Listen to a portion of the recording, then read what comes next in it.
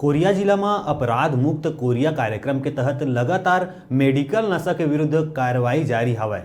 एक माह के भीतर कई बड़े कार्रवाई हुई से यही कड़ी में फिर पटना पुलिस ला नशा के कारोबारी ला पकड़े में सफलता मिली से पटना पुलिस की टीम ग्राम टेगनी निवासी इस्ताक अली ला गिरफ्तार करे है। आरोपी एक थैला में 369 नग स्पाजमो और 19 नग रुकोप सिरप लेके ग्राहक खोजत रही। मुखबिर ले सूचना के आधार में पुलिस आरोपी ला धर दबोचिस और थाना में कड़ाई ले पूछताछ भी करिस, जेकर ले अवैध नशा के कारोबार ले जुड़े तार के खुलासा हो सके। मेडिकल नशा कारोबारी स्टाफ के खिलाफ अपराध दर्ज करके न्यायिक रिमांड में भेजे गए हैं।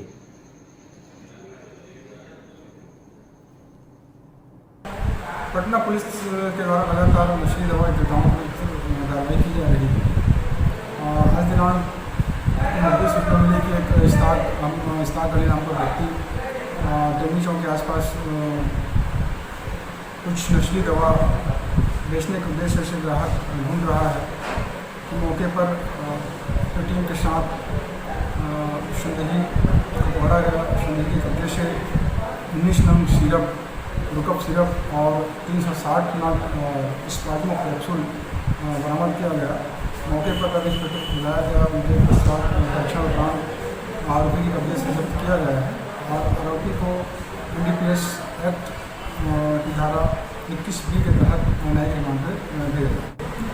अभी तो हमको इनके कब्जे से जब्ती हुई है और लगातार हमारा प्रयास है कि हम पटना को नशा मुक्त बनाएं और इसी तरह के कार्यक्रम में पटना पुलिस द्वारा आज की कार्रवाई की गई है।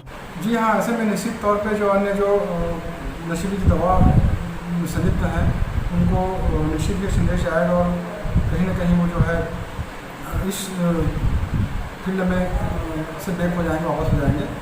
उनको डर पुलिस का ज़रूर